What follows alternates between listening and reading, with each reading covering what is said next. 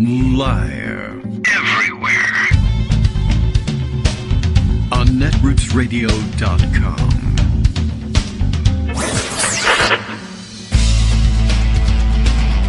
David Waldman. Kagro. In the morning. Now, here's David Waldman. Hey, good morning, everybody. How you doing? It is Wednesday, February 17th, 2021.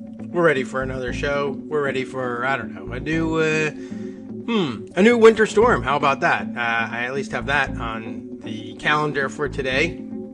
So we'll try and sneak a show in here today. I don't think it's going to be any problem getting today's show done before the snow comes. I think it's coming overnight. The challenge will be tomorrow. So we'll put it to Greg Dworkin, who will be joining us later on, to simply give us all of the news for the rest of the week today, in case he is snowed out of the picture tomorrow. Or in case we are, I guess that's always a possibility too. But he's got the generator, and he left for Texas this morning to try to give them some electric power. All right. Very nice of you, Greg, to share your generator with them. Yeah, that's still in the news, by the way, and it continues to develop into a governance story more so than a foul weather story, but that's got governance in it too, of course, because the weather patterns are changing, and we recognize this, but large swaths of the American public, including many in Texas, are, they are resistant to the idea that there's any possibility that anything that they're doing could possibly have negative consequences. But it's not limited to Texas. We have that problem everywhere. I guess the rumor that was circulating yesterday and that continues pretty much unchecked on right-wing media is that somehow the whole power outage thing is to blame on radical leftists and the Green New Deal because something wind power. I guess they built some wind turbines in Texas, and I guess that's supposed to be a cultural war touch point. And obviously, AOC is responsible for having built those things. And as everybody knows, Texas has been under the control, especially the power grid and their power generation scheme down there, has been forcibly moved off of fossil fuels and into wind and solar and renewables, because that's the kind of place Texas is. Secretly, the liberals have been controlling all of the energy generation in Texas, and it's now their fault. Why? What is their fault?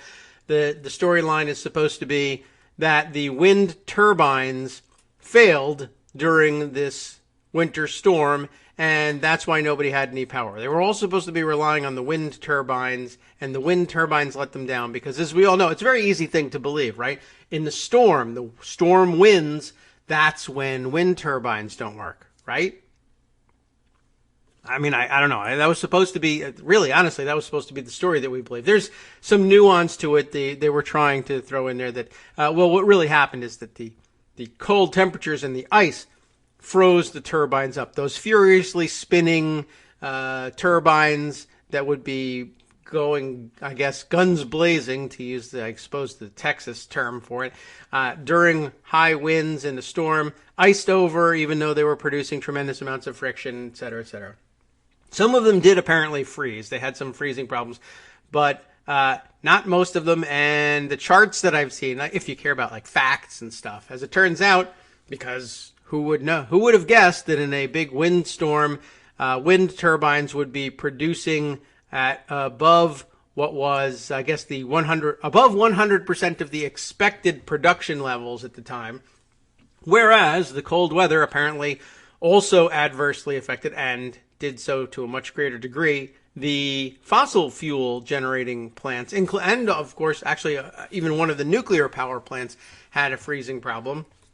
And apparently this is due to all sorts of things, a lack of regulation requiring winterization of the infrastructure, because Texas, and they don't get much in the way of winter, I guess, and just basically not having to keep things up to snuff, and have Texas having its own sort of segregated from the rest of the country anyway, electrical grid for various reasons, most of which appear in the reading I was able to do, actually absorbed by osmosis just by thumbing through the news.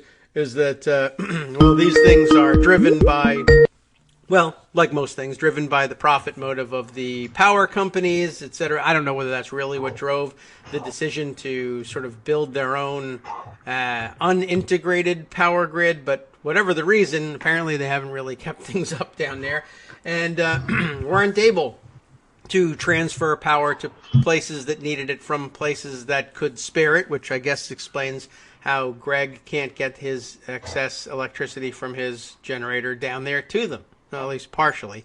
Also, he's in Connecticut, but, you know, the technicalities.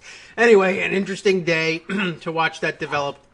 And the usual cast of characters got itself in trouble by having tweeted hypocritical things in the past and having them exposed. But, yeah, it looks like Texas has some work to do. And now's a great time to do some infrastructure projects. You might even find that this time around under the Biden administration that Infrastructure Week involves the use of tools of some sort to build things. I'm excited about that possibility. And the possibility of other stories we'll uncover and discuss for the day. Now that Greg is here. Good morning, Greg. How are you? Good morning. So there's really only one reason why Texas has its own grid, and that's because Texas decided that if they integrated with the rest of the country, they'd have to pay taxes, and they refused. Okay. It's really that simple. And so, because anything that goes across interstate lines is subject to regulation by the federal government. That makes and so sense. they decided they're going to keep everything within Texas with some minor exceptions. Like all the they trouble. do buy some power from Mexico, and then up on the Panhandle. Really? The Panhandle is part of the other U.S. consortium because I think the Panhandle is closer to Kansas than it is Dallas. You know, Texas is big, but other than that, and you know, large. the Texas private companies that run the grid don't spend a lot of money making sure that really remote areas get covered. So there's some fascinating stories about that. The political side of it, you have to imagine that after Katrina, George W. Bush blamed it all on Alexandria Ocasio-Cortez, even though she was 15 years prior to actually being in office. Right. I mean, that's basically what this 15 is. years old. Greg Abbott, the governor of Texas, is blaming the weather on Alexandria Ocasio-Cortez and the Green New Deal, which Texas did not adopt and which, in fact, doesn't exist as an actual law. Yeah. And said she's to blame for everything. Sure. And, you know, that's obviously not the issue, but it's all part of when things fail, conservatives try to own the libs because that's the only answer they have. And so people have already started to talk about this being Greg Abbott's Katrina. There's 3 million people without power still. I think it was 4 million yesterday.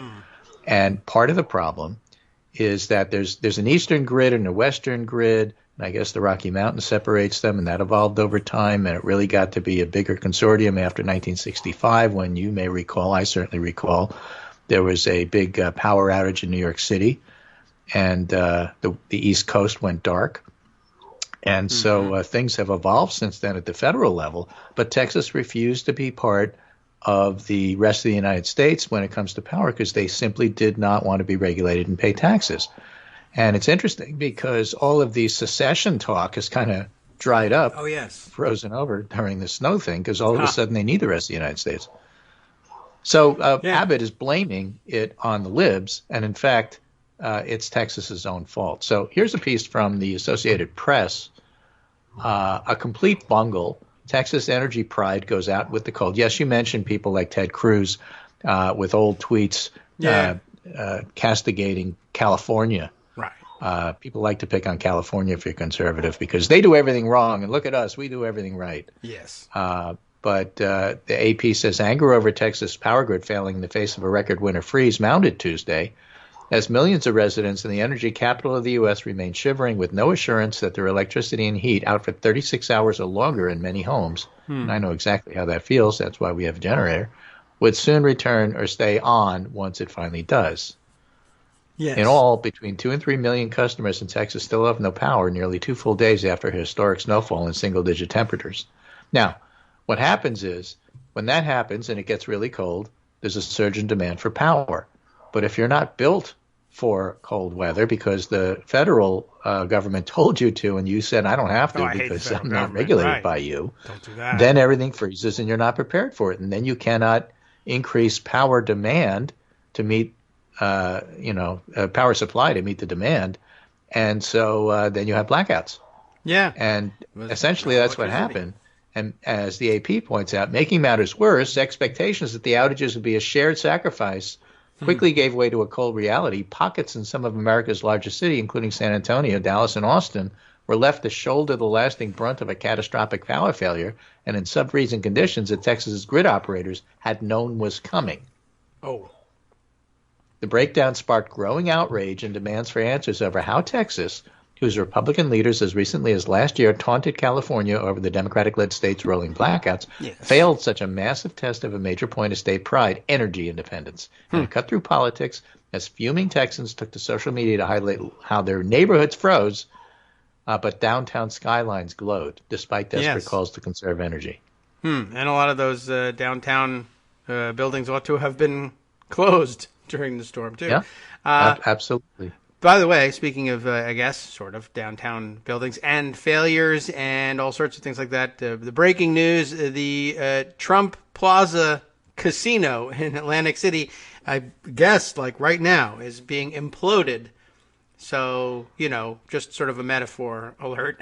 You mean physically imploded? Yes. They are demolishing the Trump Plaza today, right now, in the 9 a.m. hour. We'll get to Joe Biden's town hall in a minute.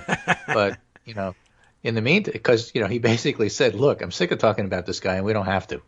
Right. Yeah. Blow it up. So back to Texas. Here's a piece in KSAT News. And I don't know exactly where that is, but it's, west because it's a K. Yes. Because the only station that has a K Arkansas. east of the Mississippi is in Pittsburgh. And that's for historical reasons. It's just that old. Why does Texas have its own power grid? ERCOT was formed in 1970. Texas secessionist inclinations have at least one modern outlet, the electric grid. There are 3 grids in the lower 48 states, the Eastern Interconnection, the Western Interconnection, and Texas. Well done. ERCOT, Texas. the Electric Reliability Council of Texas, is the agency that runs ERCOT. And ERCOT doesn't actually cover all of Texas because El Paso's on another grid and the Upper Panhandle and a chunk of East Texas, which is the history of various utility service territories, the remoteness of the non-ERCOT locations. And it's ERCOT. Just a weird amalgam. And they don't, it's like when chemical plants explode because they're not regulated and everybody says, oh, well. Right. And that did happen. It happens We're everywhere. Texas. We don't have to. Your stupid liberal regulations, we don't have to pay attention to them. You know, all right, so people die. But, hey, freedom. Yeah, I guess so. Worst part of Disney World, too, by the way, ERCOT Center. Very boring. Yes. The separation of the Texas grid from the rest of the country had its origins in the evolution of electric utilities early last century. In the decades after Thomas Edison turned on the country's source power plant in Manhattan in 1882, small generating plants sprouted across Texas, bringing electric lights to cities. Later, particularly during the First World War, utilities began to link themselves together, and these ties and the accompanying transmission network grew further during the Second World War, when several Texas utilities joined together to form the interconnected system. And that allowed them to link big dams along Texas rivers and also send extra electricity to support the ramped-up factories aiding the war effort. But in 1935, President Franklin D. Roosevelt signed the Federal Power Act, which charged the Federal Power Commission with overseeing interstate electricity sales, and by not crossing state lines, Texas utilities avoided being subjected to federal rules. Freedom from federal regulation was a cherished goal, more so because Texas has no regulation, at least didn't until the 70s, writes Richard D. Cudahy in a 1995 article, The Second Battle of the Alamo, The Midnight Connection. Self-reliance was also made easier in Texas in the early days because the state had substantial coal, natural gas, and oil resources of its own to fuel its own power plants. Then ERCOT was formed in 1970 in the wake of a major blackout in Northeast in November 1965. And it was tasked with managing grid reliability in accordance with national standards. Oh, well. Well, so it tasked it with historically, the Texas grid's independence has been violated a few times. During World War II, special provisions were made to link Texas to the other grids.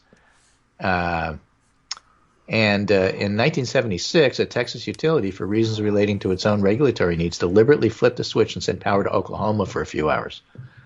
This event, known as the Midnight Connection, set off a major legal battle that could have brought Texas under the jurisdiction of federal regulators, but it was ultimately resolved in favor of continued Texan independence.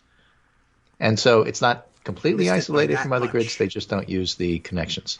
Okay, well, it's whatever. A decision they've made for themselves, and no one else. It's all Alexandria Ocasio-Cortez's fault. Right. Because she said that environment is good, and therefore she's to blame for freezing all of the equipment that they didn't take preparations for. Right. I mean, I'm from New York City. I'm old enough, talking about the 1965 blackout, I'm old enough to remember when big storms would redound to the failure of people like John Lindsay and cost him a lot of political capital. If you don't clean up the snow and take out the garbage, then you're in trouble. And so Greg Abbott can talk all he wants to about how it's all the liberals' fault. But the fact of the matter is people in Texas who are cold and without power and having their food spoil and not being able to get out and get provisions and not being prepared for it because they're not built for it, they're not going to say, okay, it's Alexandria Ocasio-Cortez's fault. They're going to say it's Greg Abbott's fault. He's the governor. What are you doing about it? They would be right if they did that. There will be some who I assume would just, it is Alexandria Ocasio-Cortez's fault. All right, great. That's fine with me. Oh, that solves everything. Now I can eat that. I'll just go get her. Right, yeah. This is delicious. The blame that I have, the hatred that I have for AOC goes very well with, what's a good wine pairing with that? I don't know. All the wine froze, so it doesn't make any difference. Well, they're having some tremendous difficulty, and I assume, the temperatures there are so cold and without heat, it's going to cause major problems. People be severely ill or dead in this cold weather, and I don't know. We'll see who they decide to rest the blame for that on. Very odd situation all around, and a weird history behind it. But most odd of all, I think, the idea that somehow liberal Democrats and tree huggers were somehow able to secretly take over the energy business in Texas and undo it right beneath everybody's nose without anyone noticing. Well, basically, Greg Abbott went on Sean Hannity and said, no, it's AOC's fault. It's the Green New Deal. That did it. I guess so. And all of their adoption of Green New Deal policies. It's very weird that he went back on all his promises and adopted the Green New Deal. But, what happened has happened, and I guess you'll have to blame him for it. Meanwhile, this is all part of a bigger picture, of course, and hopefully Texas will sort itself out because there are people who are hurting there. But the bigger picture is really twofold: the complete Trumpification of the Republican Party on the one hand, and conservative tendencies to blame liberals for anything that happens. It's interesting that now that Donald Trump has been disgraced, and I mean in the general public's eyes, not in the Republican Party's eyes, conservatives are turning to the fact that, now that Trump is gone, let's get back to blaming Gavin Newsom and Andrew Cuomo for everything that's wrong with America. Those guys have made mistakes, and there's plenty to blame for them, but it's not a good faith discussion. It's basically, let's not talk about how conservatism has failed. Let's talk about how liberalism has failed. Look at California. And that's where all of this Ted Cruz, Texas, let's blame California for their blackout stuff comes from. Okay. And that's why it's so interesting that they've kind of shut up about it the last week. Yes, well, anything that gets them to shut up is, I guess, has got at least a silver lining to it. But not this. I mean, this is a major disaster, and it's going to happen again, and they are not prepared. So that's part of the big picture. I have two stories about the GOP. This one is from the Washington Examiner, my favorite Washington Examiner reporter, Dave Drucker, who's very good at listening to the conservative sources he has and writing it up without, dumping on liberals as the first line just to get you to read it, which is a lot of what conservatives write. He writes, local GOP officials closing the tent to Trump apostates. The wave of party-sponsored censures greeting Republicans who cross former President Donald Trump reveals a GOP interested in pushing out heretics whose lone political sin is disloyalty to the vanquished party leader. I guess we'll have to talk about Mitch McConnell, but right now we're talking about more than a dozen prominent Republicans have been slapped with censure resolutions by state or county parties this year.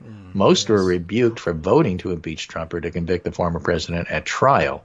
because they hold him responsible for the January 6th siege of the Capitol. Well, yes. Some Republicans were censured because party activists decided they ignored Trump's claims that the 2020 election was stolen. So on that line, Mitch McConnell, I suppose, is vulnerable to being censured by the Kentucky Republican Party, though I'll doubt they'll do that. But in other instances, prominent Republicans have been. In most instances, reprimanded Republicans have pristine conservative records. Richard Byrd, North Carolina, Bill Cassidy, Louisiana, Pat Toomey of Pennsylvania. Yes. For example, in terms of particular vote, a hit or raw nerve with people, said Michael Watley, chairman of the North Carolina Republican Party. Folks from one end of the state to the other were disappointed. Now, Byrd's retiring, so he doesn't care. Yeah, Portman's retiring. I don't know what Pat Toomey's doing. Portman is retiring, and he didn't do it. Yeah, because he's a jerk, right, and a phony, but a sincere jerk. But the when you step back and look again at the bigger picture, Trump and the state Republican parties, particularly Michigan, but some of the others, have more control over what's going to happen in the House than they do in the Senate. They really have the opportunity to knock out a bunch of 10 or so House people who voted for impeachment. Yes. Not just the senators who voted for conviction. But they have a lot less ability to do that in the Senate because the Senate isn't gerrymandered by definition. Right. It's a statewide thing. So Michigan Representative Peter Meyer escaped censure when a county party deadlocked. Representative Jamie Herrera Butler of Washington State, threatened with censure by one of the county parties that overlap her district, appears in the clear for now, as do other House Republicans who voted for impeachment, including I suppose Lynn Cheney, who was censured but still has issues in terms of how the party looks at her. Ronna Romney McDaniel, she leaves her middle name out, chairwoman of the Republican National Committee, has opposed censures handed down by the party's state and county affiliates, and of course everybody's ignoring her and doing it anyway. Oh, okay. Dave Ball, chairman of Pennsylvania's Washington County Republican Party, said Toomey was not elected to vote his conscience or do the right thing. We sent him there to represent us. That's the guy. I mean, he's saying the quiet part out loud because the entire party is now saying the quiet part out loud because that's what it means to be Trumpian. That's not even a part that you say to yourself. I mean, I can't say that out loud. I want you to do what I tell you, not what you think is right. What the hell is wrong with you? Get out of here. That was really amazing. Like, really just encapsulated a whole, quarter century of Republican thought, really, in one sentence. Pretty amazing. So who was it? Washington County Republican chair, huh? Yes, in Pennsylvania. To some of these people, Donald J. Trump is sacrosanct. Sacrosanct. A Republican strategist in the Keystone State said. Tried to say that fast. You can't be neutral, no nuance, no middle ground. You're all in on your dogs. Oh, yeah. Right. That's it. Choked like a dog. So Alan West, we started to laugh when he took over the Republican Party in Texas, but, apparently he's one of only many. Yeah. Arizona and Michigan, a big story in the New York Times about how Michigan is so Trumpy. It's actually gotten more Trumpy. So that's the background to the Mitch McConnell brouhaha. What happened is that Trump released a statement. He didn't do a press conference. He can't tweet. But he released a statement really excoriating Mitch McConnell for being a bad guy and a loser. And this in the face of, losing the House, losing the Senate, and losing the White House. I see. Yeah. Well, I guess that's... Well, they really do have to yet to come to grips with this. It's still inexplicable, really, I think, to everybody that they're clinging to the coattails of a guy who had no coattails, lost them the House, the Senate, and all the listings everybody puts together. And somebody did it very succinctly the other day, too. Lost the House, lost the Senate, lost the 2 Georgia Senate seats in particular in special and runoff elections, lost himself, impeached twice. Everybody leaves out bankrupted the NRA along the way as well. And so here's this actual statement. I mean, you got to hear some of it to appreciate the civil war that's happening. The Republican Party can never again be respected or strong with political leaders, and leaders are in scare quotes. Oh, all right. Fair enough. Like Senator Mitch McConnell says Donald Trump in this relatively long, let me give it to you there, screed here. McConnell's dedication to business as usual, status quo politics, together with his lack of political insight, wisdom, skill, and personality, have rapidly driven him from majority leader to minority leader, and it's only going to get worse. Okay. Schumer played McConnell like a fiddle. They never had it so good, and they want to keep it that way. And then he goes on to complain that he really won the election. I'm sure. And then he says, my only regret is that McConnell begged for my strong support. So what's and endorsement before the great people of Kentucky in the 2020 election. And I gave it to him. He went from 1 point down to 20 points up, and he won. And he has no credibility on China because his family's substantial Chinese business holdings. So let's get racist here. Oh. Well, but okay, and then my favorite paragraph in the whole screed here. Mitch is a dour, sullen, and unsmiling political hack, and if Republican senators are going to stay with him, they'll not win again. He'll never do what needs to be done or what is right for our country. Where necessary and appropriate, I'll back primary rivals who espouse making America great again and America first. And big moment, we can't let it pass, yada, yada. So, empty threat. Open salvo in the Republican Civil War here. Sure. And the thing is, you have to look at it from McConnell's perspective. He's already won. He doesn't need Trump. Right. He's trying to cleanse a party. His conference won't let him.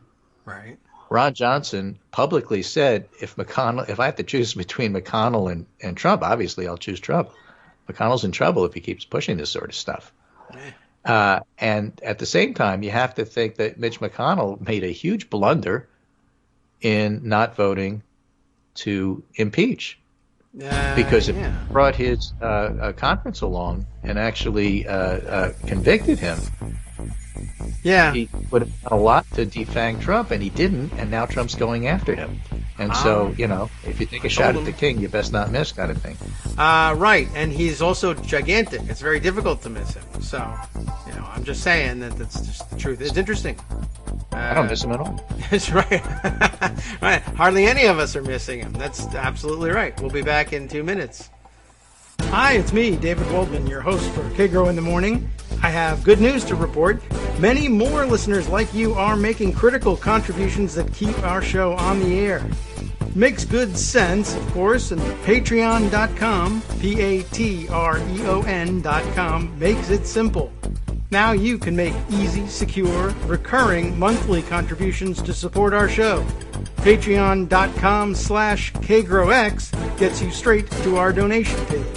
Maybe you'd like to thank us for helping keep you sane during the Trump era.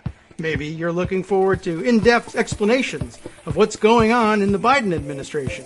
Whatever it is that keeps you listening, we need your help to keep bringing it to you. And hey, if you happen to prefer using PayPal or even the Square Cash app, we're up and running with those options too. Thanks again, everyone, for all of your support. We literally could not do this without you. All right, welcome back now to the Kagro in the Morning Show here on Netroots Radio. We return to the discussion with Greg Dworkin, right? Nobody missing Donald Trump. And I was just wondering over the break, I see he's now sort of resorted to this long typed screed, which I imagine he had somebody's help with. But it's interesting. This is his workaround for Twitter. Is I guess what do you think? Emails this to his reporters list? He probably emails it to reporters because reporters are always complaining about all the crap they get in their email. Right, and very old school in the sense. So it's like a forwarded email chain like they used to do before they had Twitter and Parler and things. And I don't know. I mean, I guess really reporters should consider blocking him in email or not doing this. But I guess this reporter here just takes screen grabs of it and then tweets it. So that's his workaround for Twitter, I guess, and I hope it doesn't catch on with him. Well, I hope they wrote back and said, hi, thanks for sending this. You didn't write it. Who wrote it? Yeah, right. You might as well just... Is this Jason Miller's work? I mean, you can't do anything longer than 240 characters. Jason Miller, he's an interesting... There's an interesting story right there. Just briefly, I've been hearing... He continues to claim that he's working for Trump as his spokesman, but he apparently caught up in... child support cases in court. He tells the court every time that it comes up, oh, no, I'm unemployed. I became unemployed when Trump lost the election, so I can't pay any child support for the kids I fathered during the 2016 campaign. Well, he's got a valid case that he's working pro bono like everybody else. Yeah, Like his lawyer. I'm working for Donald Trump. I'm sure that the court buys that too, right? Yeah. He's not. Yeah. He's not paying me. He doesn't pay anybody. Come on. That certainly could be true. It's an odd combination, but I'm not certain who it says the worst thing about. But if it could be both of them, and KSAT, by the way, really is KSAT 12 News in San Antonio. Yes, okay. I figured that might be the case. Mad Hatter brought that up. Sound like, SAT. Unless it's a new test that my kids have to worry about. The KSATs, I had no idea I had to prepare for. Right. That could be. So, all that's going on. Joe Biden has a CNN town hall, which I didn't watch, and I'm pleased to tell you I didn't watch. I know you don't usually watch these things. I didn't feel like I had to because it's Joe Biden. It's going to be semi-boring, and that's great. It's wonderful, and that's exactly what it was. Everybody liked him. They related to him. It was like, Hi, Joe, what's going on? Hope you're doing okay. Here's my question. Mm-hmm. And absolute lack of tension. And he talked about a number of things, including the fact that he was sick and tired of talking about Trump. He reiterated that he's not into, with a stroke of a pen, signing a college debt relief. And for anybody surprised at this, Twitter has pointed out he ran on this. That's his. Is what he said when he was running, and he's sticking to that. Yeah. Whether you think it's a good idea or a bad idea, that was his position. So he's not changing his mind there. He's doing what he said he was going to do. We want him to change his mind, and if you do, you got to do the FDR. I agree with you. Now make me do it. But outside of that, he talked about wanting to open schools. He talked, or at least he and Harris did. He talked about wanting to have immigration reform, but he's okay to do it piecemeal rather than one big thing if that's what it takes. And, of course, he talked about the fact that it doesn't really matter whether or not Republicans support COVID relief. He hopes they do, but the American public does. And that gets us into some polling I want to go over because there's a lot of new polling that came out in the last 48 hours between the last show and ours. For example, a new political poll, majorities trust teachers' unions along with school administrators and Biden on school reopening, 55-34. Americans think reopening should wait till teachers are vaccinated. So it's a complicated, nuanced thing, and we can spend a lot of time talking about that if you want. Or we could save it for tomorrow because I've got a lot on that. Okay. There's another poll out. Nate Silver notes that Biden's having incredibly dramatic swings in his approval rating. It's 54.8 to 37.4 approve, and that really hasn't changed. It's the straight line that has been happening with precedents for a while. Gallup, the first measure of job approval for Joe Biden, comes in at 57.37, which is a jump of 48 net points compared to Donald Trump. Approval for Biden is plus 23 at 57. Disapproval for that's a plus 23, and disapproval is 37, and that's down 25 points. So Trump was not popular, and Biden is. Trump's final approval was 34.62. To give you an idea, I don't know that Biden ever cracked 51. I think he got to 50 once in a Gallup poll. And that probably was wrong, but there it was. He's basically a 45% president, has been in his entire 4 years, and Biden's already at 57 in this particular poll. President Biden's approval rating stands at 62% in Politico Morning Consult poll out this morning. What else do we have? So there's a number of polls out saying Biden is doing fine with the public. They basically approve of most, if not all, of his initiatives. They're a little iffy on immigration. They're not sure what to do with that because Trump has turned on the most racist segments of society, and so there's going to be a healthy chunk of skeptics on immigration. But other than that, every other Biden proposal is wildly popular, according to polls like Navigator. And his approval overall is really quite good. So he's got political capital to push through this COVID stuff, which I'll remind our listening audience was not put on hold by impeachment trial because most of the work is done by the House because it's budget stuff. Yes.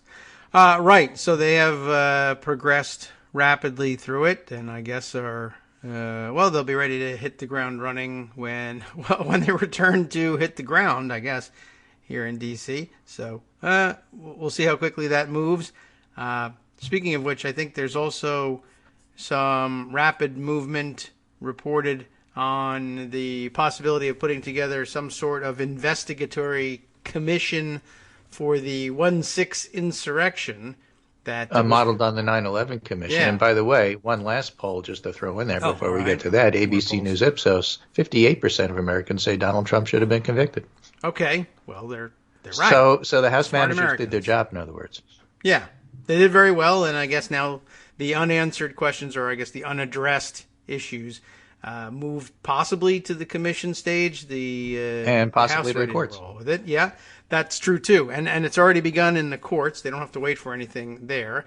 On the congressional side, there's the House. I read this morning, The Hill was reporting that they may have legislation on creating a commission. They reported as soon as this week, except they're not in session this week, but they can still write the legislation. So I guess that is to say they might announce what their goal is by the end of the week, and then we'll see how quickly it moves on the House floor. And the Senate, they might have to deal with still a filibuster for any legislation that would create such a commission. But then outside of congressional investigations, which, quite frankly, I've had my fill of at this point. Right, you mentioned courtroom action as well. Benny Thompson, Congressman Thompson, has filed a lawsuit suing Trump in his personal capacity, and Rudy Giuliani as well, plus the leadership of the Proud Boys and the Oath Keepers, all named defendants in a suit brought under, of all things, the Ku Klux Klan Act, an 1870 or so vintage law that's been updated a few times, but essentially charges these co-conspirators with conspiring to prevent Thompson as a congressman and all of his colleagues in the Congress from doing their constitutional duty and counting the electoral votes by virtue of intimidation and threats, which is kind of what the Ku Klux Klan was all about. You get the connection there. I'm just chuckling over this. This happened to come across my Twitter feed, and I'm laughing because it's Howard Kurtz, the media analyst for Fox News, who's basically a right-wing nut job. Yeah. But the tweet says, Joe Biden is a warm and empathetic person. Okay, he got that right. He could have stopped there, but no, he went on. But the media praise for his relationship with Jill and regular guy behavior is pretty saccharine, filled with he's not Trump relief. Even their dogs get good press. Yeah. And that's his story. He wrote a story about that for Fox News. Media hailed the Bidens for being affectionate, but not the Trumps. Well, maybe because they kept separate bedrooms and Melania hated when Donald touched her. Other than that, yeah. I don't know why they keep handling the two couples so differently. They may be different people. And Trump hates pets, like he hates everybody else that isn't himself. So, yeah, right. Everybody who does something wrong. Other than that, they're like exactly like the Bidens. Yeah, I don't know what Howard Kurtz thinks he's going to get out of this. Jen Rubin, the blogger, Jen Rubin blogger, who's a columnist at the Washington Post, had a very nice answer to him. And she said to Kurtz, don't be a jerk. All right. Well, I mean, it's a fine answer. I guess I imagine he just had no stories to write, and Congress wasn't in, and the impeachment's over, so he had to file something contractually, so why not that? I guess. Right. Okay, good. I hope it But flops. You saw that at the town hall yesterday. People genuinely like Uncle Joe, and they generally dislike Trump. And the only reason to do anything is because you're intimidated by it or because you have the same goals, not because you love the guy. Unless you're an evangelical, in which case you see him in biblical terms. Oh, yes. Right. And I'm not getting into that, not above my pay grade. But just that's part of the weird relationship that keeps the Republican Party in line with Trumpism. And the fact is, what they're really trying hard to do is shrink it. By throwing out the apostates, as we covered, they're simply going to wind up with a smaller party. Okay. America hasn't changed. These folks were always there, and they were always doing the same things. But, it's having a different effect because the Republican Party is doing it all out loud and trying to get rid of anybody who's not like that. And so it's very odd watching it. But I don't mind if the party shrinks and becomes smaller. That's just going to make a third party, and it's going to be, the way of the Whigs. Maybe. Yeah, I don't know. I always have my doubts about third parties. And result California, There was a time that, Pete Wilson and the Republicans were dominant in California, especially Southern California. Not anymore. Yeah. They can be competitive in various districts, but statewide they get clobbered. And that's because they went the wrong way on racism. Yes. And so the party writ large, that's their eventual outcome. It's just that it may take 20 years, and we don't have 20 years, and we all are impatient to have it done tomorrow. Yeah. Okay. Well, impatience. We all suffer from the same problem in that respect. Okay. What else do we got here? Oh, I found the Howard Kurtz thing there. Okay, yes. Okay. Anything else cropping up today? Something we could circle back on? You don't want to stop and talk about the Duke of Edinburgh being hospitalized. Dan Goldman fleshed out that Twitter feed we had the other day about witnesses with a piece in the Washington Post. Lack of witnesses at Trump's trial is not the problem. Witness intimidation is. The former president has a record of threatening rhetoric toward anybody who crosses him. Now there's a record of supporters willing to back him with violence. And based on what we now know, the House managers made the right call. The problem wasn't they decided against witnesses. The Herrera-Butler statement bolstered what was already a strong case. Additional witnesses almost certainly would not have changed the outcome. You covered that very well when we discussed it on Monday. But the problem is what the decision highlighted. Witness intimidation was yet again a factor in a proceeding intended to hold Trump accountable for his misconduct. Trump had tried to influence potential witnesses during the special counsel's investigation. He intimidated witnesses in the first impeachment. Remember, he was texting during the trial. Right. And at least one surrogate appeared to be engaged in witness intimidation this time around. We're talking about Marjorie Taylor Greene. Given this track record, it's reasonable to worry that such intimidation will come into play in the various investigations now circling Trump. So I think that's an important observation that builds on what we had already observed. And I think we got it right. Yeah, well, I think so. And, I don't know. Was I thinking about it in terms of witness intimidation at the time? Probably not, really. But, well, we mentioned it. I mentioned Marjorie Taylor Greene's tweet about Herrera-Butler, and that made her get cold feet and not want to testify. And that made it harder for the impeachment managers to actually get witnesses, even if they wanted them, which you argued wasn't necessarily so based on the rules. But that's where we wound up discussing it. Yeah. Okay. Well, I have since had someone send to me. I was fishing around for where was that original reporting. Pardon me. Some weeks ago about Herrera-Butler's original statements on this thing. Which went back to January 17th. We had a little piece about that. Yeah, okay. Is that what the date on it? I got a report to her home media.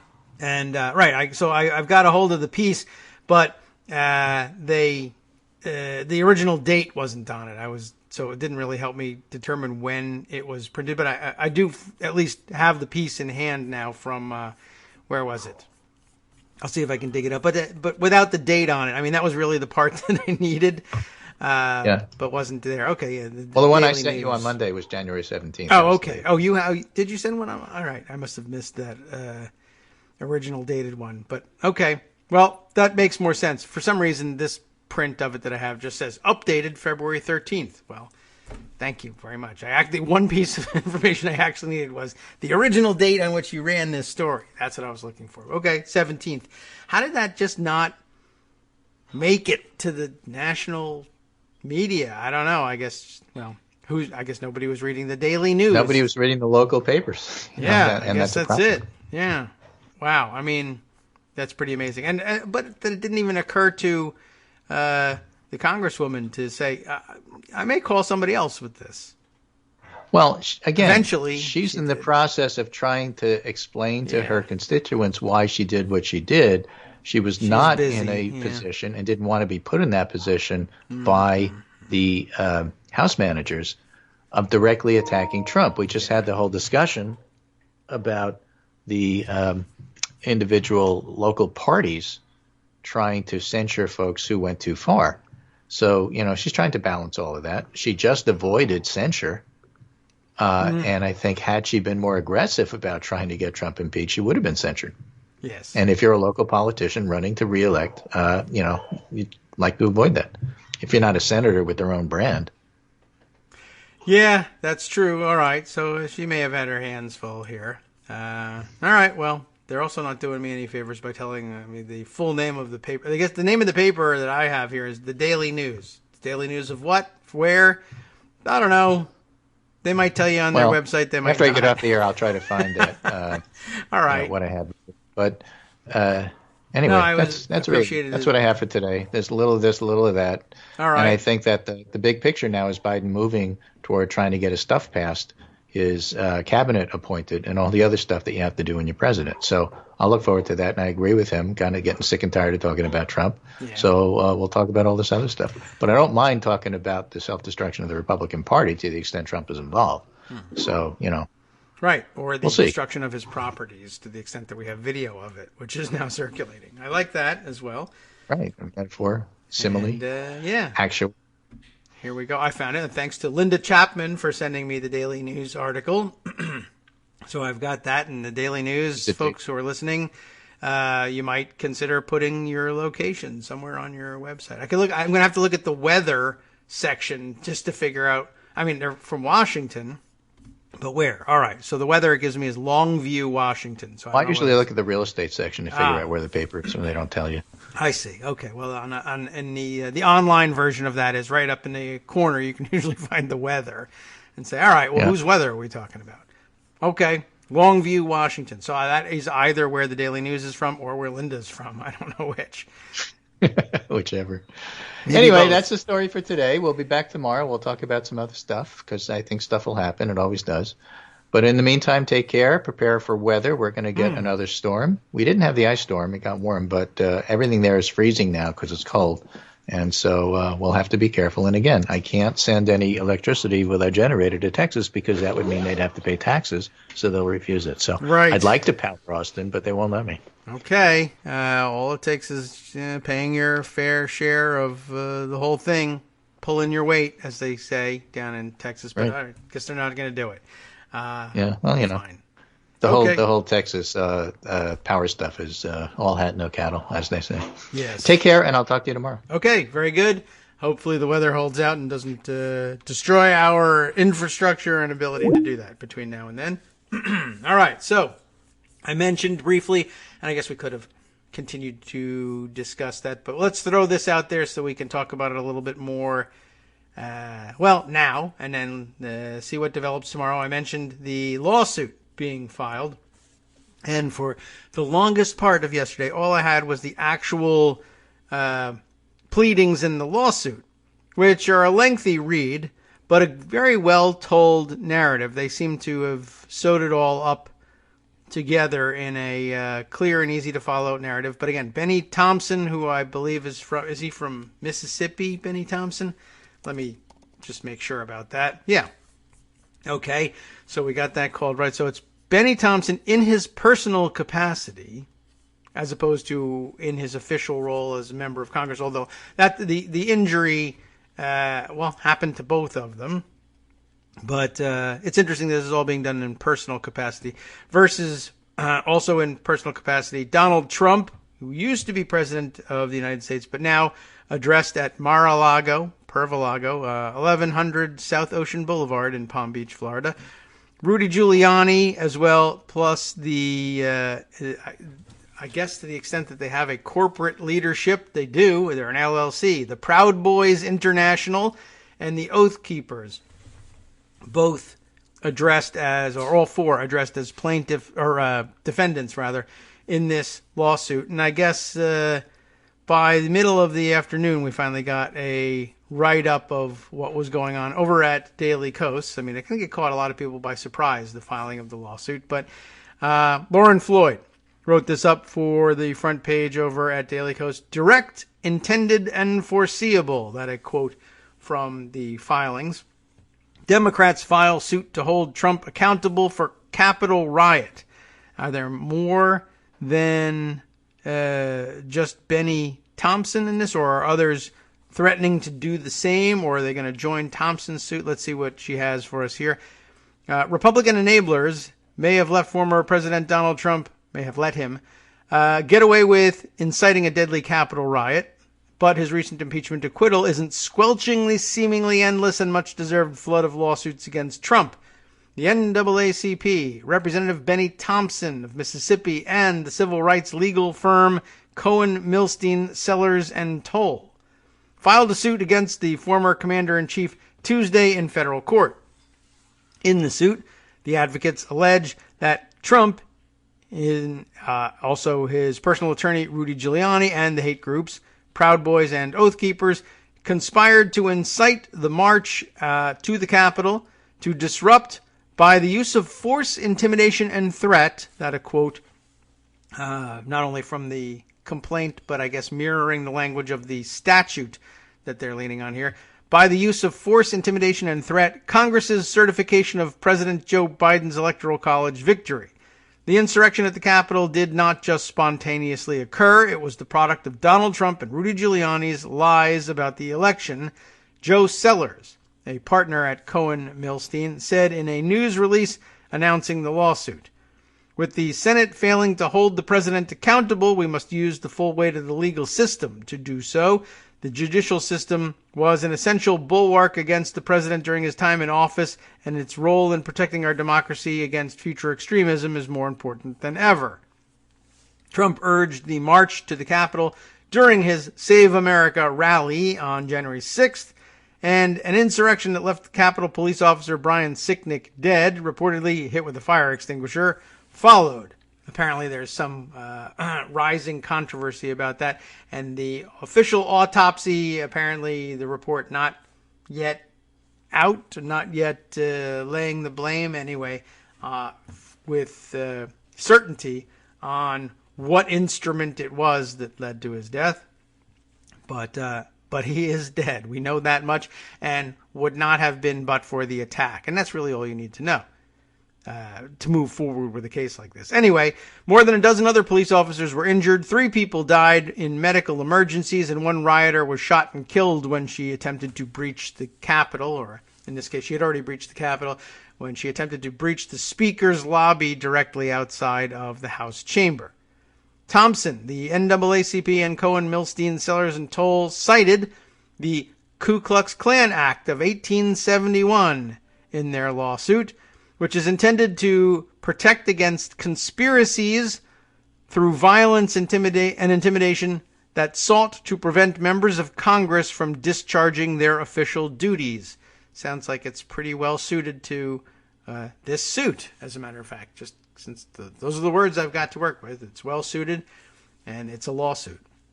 The legal team stated in the suit, "The insurrection at the Capitol was a direct, intended, and foreseeable result of the defendants', all of them, unlawful conspiracy. It was instigated according to a common plan that the defendants pursued since the election held in November 2020, and you might even argue even before, culminating in an assembly denominated as the Save America, in quotes, rally held at the Ellipse in Washington, D.C. on January 6, 2021, during which defendants Trump and Giuliani incited the crowd of thousands to descend upon the Capitol in order to prevent or delay, through the use of force, the counting of Electoral College votes. As part of this unified plan to prevent the counting of Electoral College votes, defendants Proud Boys and Oath Keepers, through their leadership, acted in concert to spearhead the assault on the Capitol, while the angry mob that defendants Trump and Giuliani incited descended on the Capitol. The carefully orchestrated series of events that unfolded at the Save America rally and the storming of the Capitol was no accident or coincidence. It was the intended and foreseeable culmination of a carefully coordinated campaign to interfere with the legal process required to confirm the tally of votes cast in the Electoral College." That about sums it up. The NAACP cited in its news release a segment of Giuliani's remarks at the Save America rally last month. "If we're right, a lot of them will go to jail.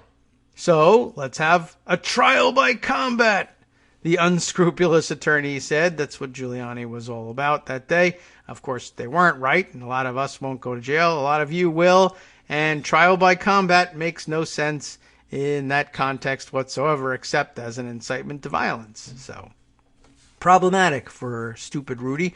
The NAACP also quoted the former president in its release, So we are going to walk down Pennsylvania Avenue. We're going to try and give them the kind of pride and boldness that they need to take back our country, Trump said at the rally, and that's actually one of the least incriminating things he said.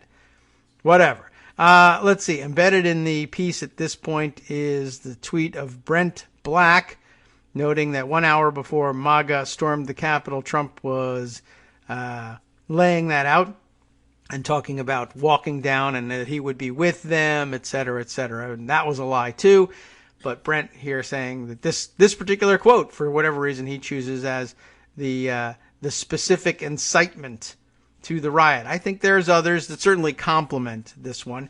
And, of course, the insurrection itself. What was it? Were we looking at insurrection and sedition statutes that they're specifically stated that there was a crime for setting on foot an insurrection against the United States. And I mean, telling everybody to walk down there and start that insurrection is pretty directly on point for that statute. Not mentioned, I don't think, though, in this particular lawsuit. All right, before we take our break, I'll read a little bit more here. NAACP President and CEO Derek Johnson said in a statement that Trump needs to be held accountable both for deliberately inciting and colluding with white supremacists to stage a coup and for his continuing efforts to disenfranchise African American voters. The insurrection was the culmination of a carefully orchestrated months-long plan to destroy democracy, block the results of a fair and democratic election, and to disenfranchise hundreds of thousands of African American voters who cast valid ballots, Johnson added. Since our founding, the NAACP has gone to the courthouse to put an end to actions that discriminate against African American voters. We are now bringing this case to continue our work to protect our democracy and make sure nothing like that, or rather nothing like what happened on January 6th ever happens again. Thompson, for his part, called the January 6th one of the most shameful days in our country's history and added it was instigated by the president himself. His gleeful support of violent white supremacists led to a breach of the Capitol that put my life and that of my colleagues in grave danger. It's by the slimmest of luck that our outcome was not deadlier.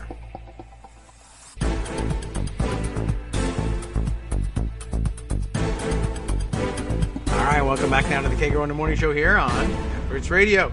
There's just a little bit left to this article. Again, Lauren Floyd, the writer here for the front page over at Daily Kos, and right after Thompson's first comment, there's more, I think, from Thompson here.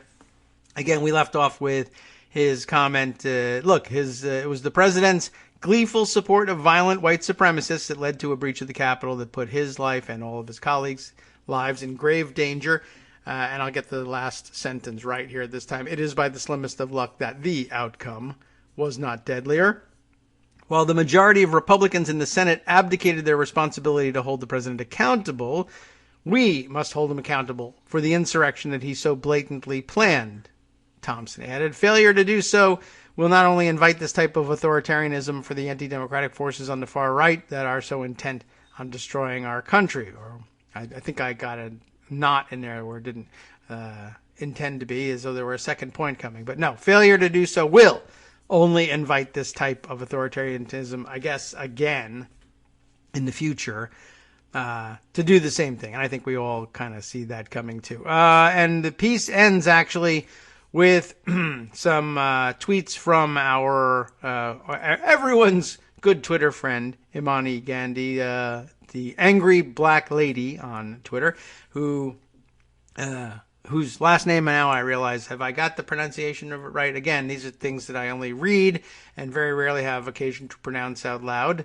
Twitter being that sort of medium. But let's see. She's read through the piece, or through the filing, as all of our good lawyer friends did yesterday, and has this to say about it. Representative Benny Thompson's filed a banger of a lawsuit today, getting very British on us on that one, against Trump in his personal capacity, plus Rudy and the Proud Boys and the Oath Keepers. He alleges violations of the KKK Act in connection with the insurrection and uses McConnell's speech against Donald J. Trump, I guess the one following the failed conviction vote. She says it's a beauty and has some highlighted pieces here. Want to read them? why not? Let's take a look at what she's grabbed for us here, the highlighted pieces, including not only highlighting, but a notation of OMG in the margin here. Plaintiff, the Honorable Benny G. Thompson, member of the United States House of Representatives, brings this action against the defendants for conspiring to prevent him and other members of Congress from discharging these official duties in violation of 42 U.S. Code Section 1985-1, enacted as the Ku Klux Klan Act in 1971. Section 1985-1 was intended to protect against conspiracies through violence and intimidation that sought to prevent members of Congress from discharging their official duties. The statute was enacted in response to violence and intimidation in which the Ku Klux Klan and other organizations were engaged during that time period. Just sort of an OMG that it's such a throwback of a law. Other paragraphs highlighted here. This conduct, jointly undertaken to threaten the plaintiff and other members of Congress in order to disrupt the Electoral College vote count, was part of an ongoing course of action pursued by the defendants for the purpose of contesting the announced results of the presidential election held in November 2020 and preventing the duly elected president and vice president from attaining approval of Congress of their election necessary to their inauguration. The insurrection at the Capitol was a direct, intended, and foreseeable result of the defendants' unlawful conspiracy. It was instigated according to a common plan that the defendants pursued since the election held in November 2020, culminating in an assembly denominated as the Save America Rally, held at the Ellipse in Washington, D.C. on January 6, 2021, during which defendants Trump and Giuliani incited a crowd of thousands to descend upon the Capitol in order to prevent or delay, through the use of force, the counting of the Electoral College votes.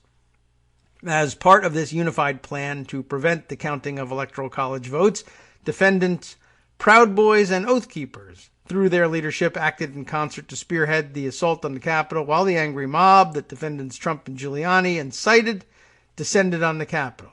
The carefully orchestrated series of events that unfolded at the Save America rally and the storming of the Capitol was no accident or coincidence. We've read this part, actually, in the body of the piece.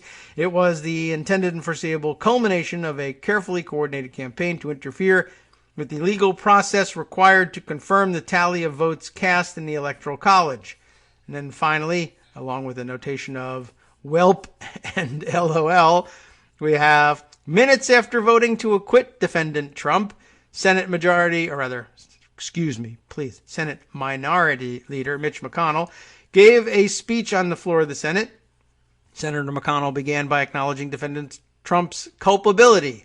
There is no question that President Trump is practically and morally responsible for provoking the events of that day. The people who stormed this building believed they were acting on the wishes and instructions of their president, and their having that belief was a foreseeable consequence of the growing crescendo of false statements, conspiracy theories, and reckless hyperbole which the defeated president kept shouting into the largest megaphone on planet Earth. An interesting grab from McConnell's speech and well worth the time. And then finally another mention or two. Oh, I've gotten into her thread as opposed to the ones grabbed and selected for us by Lauren in putting the piece together. The other one she chose was Representative Thompson is also seeking punitive damages. This is Imani's comment here. Seeking punitive damages, which is A+ trolling insofar as it may force Trump to admit he's a broke ass. That's pretty good. I like that one too. And yeah, I mean, I don't know whether he'll be lying or not, but I guess it will certainly incentivize Trump at some point possibly to pretend that he has not got the assets available to pay off on such a suit anyway, should he lose. All right, let's see. Moving on from there. Much more to share in pocket here, but just trying to sort of prioritize it on the fly. Let's see. The Hills reporting that I mentioned earlier when Greg was on about the possibility of a commission being formed probably deserves some time. Riot probe likely to focus on McCarthy-Trump call. And, well, as if we haven't focused enough on that, I think it's a good enough place to start. I don't know if it'll be limited to it, but I guess they'll want to start there. Scott Wong, Mike Lillis, reporting this again for The Hill. Wary of inflaming tensions within his own party, House Republican leader Kevin McCarthy is staying silent about his frantic January 6th call to then President Trump as rioters raided the Capitol. Probably the only play he's got here. Just, I don't know how wise it is, but it's all he's got. But he may not have that luxury forever. The heated phone call, which Democratic prosecutors made part of the official impeachment record in that play for witnesses / not really play for witnesses on Saturday. The call is almost certain to be investigated by the 9/11 style commission. I don't know if I like the styling, but that's what it is. That Speaker Nancy Pelosi is promising to examine the events surrounding the deadly January 6th insurrection. Congress is moving quickly. Leadership sources said a bill to create an independent commission could come this week. And again, it won't come to the floor this week because there's nobody on the floor this week, but it may still yet be written this week, and that's something they can do even when they are on their district work periods. Multiple House and Senate committees, all controlled by Democrats, are likely to analyze the McCarthy-Trump phone call in which Trump reportedly blamed, at first anyway, far-left anti-fascists for the attack, and then suggested the pro-Trump rioters, which is who they actually were just more patriotic than the legislators under siege. The call also could be part of any future criminal or civil complaints against Trump, and as we found out just a minute ago, they already are, including a suit filed Tuesday by the Democratic chairman of the Homeland Security Committee, Benny Thompson.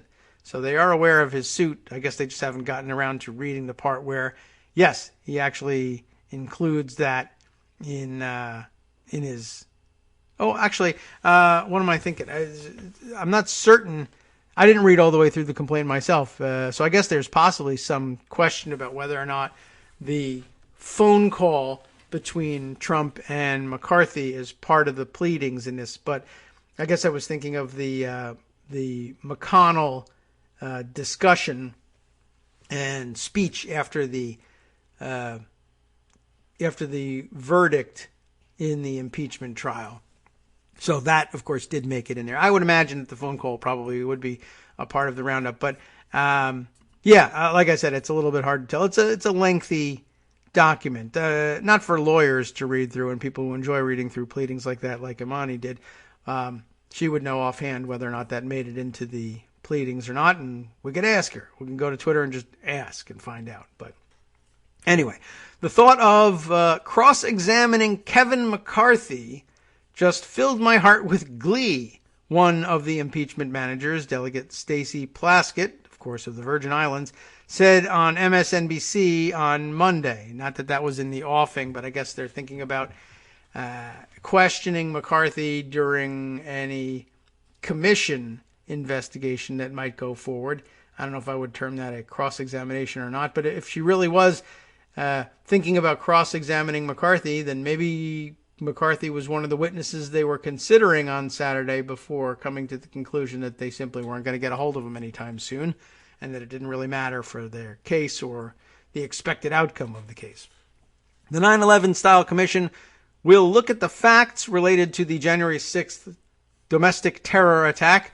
Certainly the president doing nothing to stop the attack, even after the urging of the Republican House leader, would be a relevant part of the inquiry. Representative Ted Lieu, an impeachment manager himself and member of Pelosi's leadership team, told The Hill on Tuesday.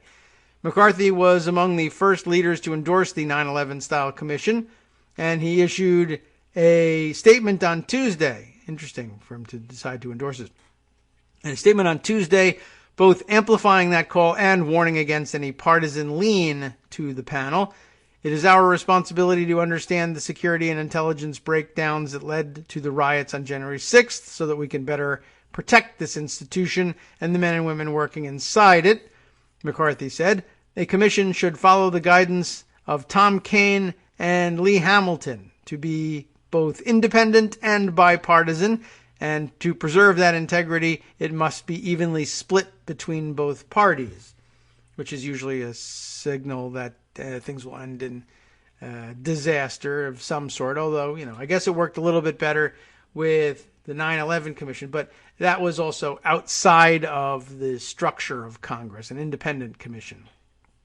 Republicans are hoping the commission will shed new light on whether the threat assessments conducted by the FBI and the Capitol Police, among others, were shared with congressional leaders in the days before the attack. This, of course, their hope here, what they're saying is that it will reveal information that will bolster their stupid claim that Nancy Pelosi gave a stand-down order of some kind so that the Capitol Police would be overwhelmed and in some cases killed, so that there would be a political case to make against Trump, who wasn't going to be president, 3 weeks after the attack. So I don't know how well that's going to hold up.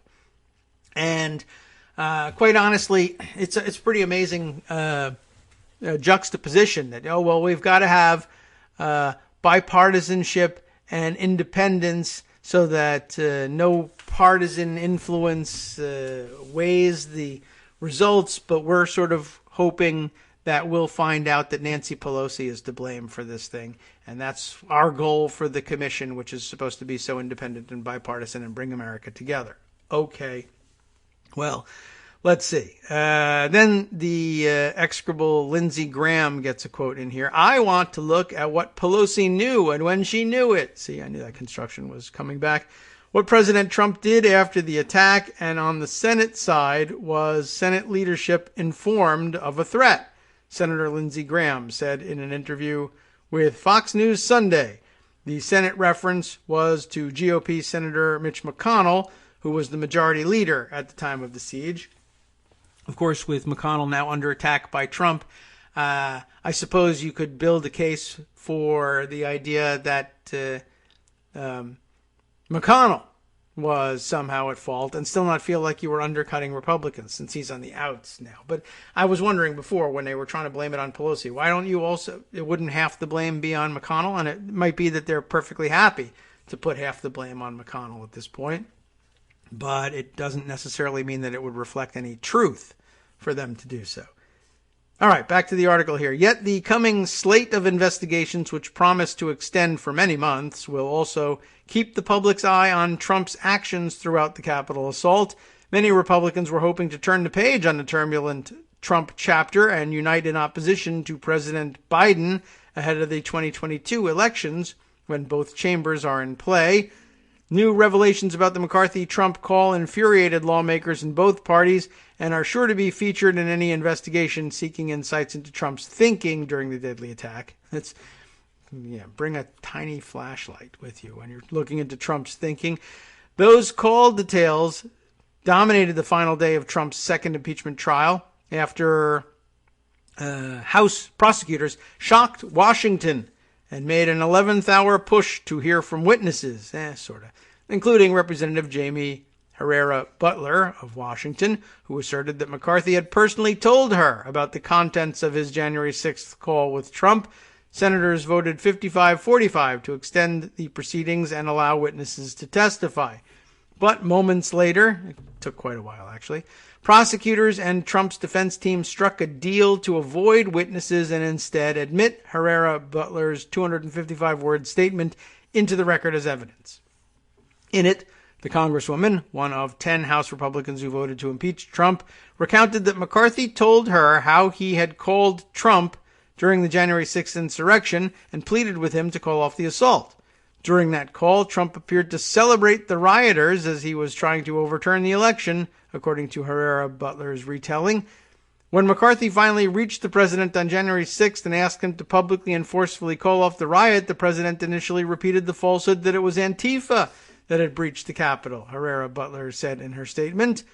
McCarthy refuted that and told the president that these were Trump supporters. That's when, according to McCarthy, the president said, "Well, Kevin, I guess these people are more upset about the election than you are." By all accounts, McCarthy was furious. CNN reported that the Republican leader's response to his White House ally was hardly genial as rioters smashed the windows outside his office. "Who the F do you think you're talking to?" McCarthy said. But we know. Anyway, later that afternoon, McCarthy told Fox News he called Trump to give him a first-hand report of the violence to convince him to urge his supporters to stop. And a week later, as the House was set to impeach Trump, McCarthy said he would oppose that effort, but made it clear he thought Trump was directly to blame for the assault. Oh well. The president bears responsibility for Wednesday's attack on Congress by mob rioters, McCarthy said on the House floor. He should have immediately denounced the mob when he saw what was unfolding. McCarthy floated the idea of censuring Trump instead of impeaching him. Yet a week later, McCarthy was singing a very different tune, maintaining that Trump was not the spark that sent the mob to the Capitol and should therefore not be blamed for the violence that followed. I don't believe he provoked it. If you listen to what he said at the rally, McCarthy told reporters, the remarks contradicted those coming from McConnell, who said Trump did indeed provoke the attack. McCarthy followed up these comments by taking a trip to visit Trump in Mar-a-Lago late last month, when the Republican leader urged the former president to help Republicans in 2022 races around the country. Of course, in the Hill, they don't call it Mar-a-Lago because they're blind to what goes on there. But you know, and they have lawyers who told them not to do that. But McCarthy has said nothing publicly about Herrera Butler's account of his call with Trump, including the expletive-filled denouncement of Trump's actions. Well, there was one expletive anyway. I hope there were more. Only one reported, though. A McCarthy spokesman declined to comment on the episode Tuesday. McCarthy's flip-flop reflected the raw political reality facing House Republican leaders heading into the 2022 cycle, when control of the chamber is up for grabs. It always is, but okay. They might be furious with Trump for his actions surrounding the attack, but the former president remains the single most popular figure in the GOP, and he's not that popular. That's pretty amazing. I mean, I think he's working at about 77% approval in some polls inside the Republican Party. There have to be I would think Republicans more popular than that, but I guess there aren't. Anyway, so he's the single most popular figure in the GOP, one with enormous sway over base voters, the basest, I would think, and an overwhelming majority of Republicans on Capitol Hill are now seeking to make amends with Trump rather than ruffle his feathers, which he doesn't have. To the Republican Party, if you want to win and stop a socialist agenda, as if there was one out there, we need to work with President Trump. We can't do it without him, Graham told Fox News Sunday. The former president is a handful, and what happened to him on January 6th was terrible for the country. Oh, sorry, what happened, not what happened to him, but what happened from him, really, on January 6th was terrible for the country. But he's not singularly to blame. If the 9/11 style commission is to be conducted by independent investigators, Congress is hardly ready to cede the sole responsibility to outsiders. At least half a dozen House committees are poised to launch their own probes, which will follow two generally distinct tracks. One, led by the Homeland Security, Intelligence, and Oversight Committees, will concentrate largely on the intelligence leading up to the attack, including the role of outside companies like Parler. The second, led by the House Administration and Appropriations Committees, will focus largely on internal Capitol security, including assessments and communications between the various law enforcement agencies throughout the siege. It is the second track that's likely to include scrutiny of the Trump-McCarthy call. We better find out why it happened, how security was breached, so we can make recommendations to make sure it never ever happens again. Former New Jersey Governor Thomas Kean, who served as the chairman of the bipartisan 9/11 Commission, told PBS.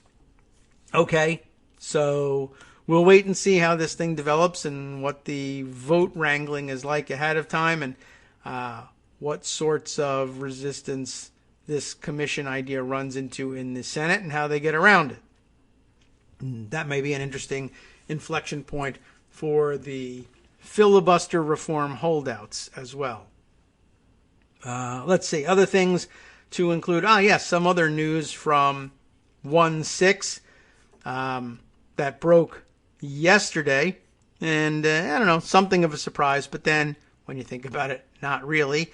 A new name crops up in the list of people charged with actually breaching the Capitol, including photos of this person on the floor of what looks like the Senate here.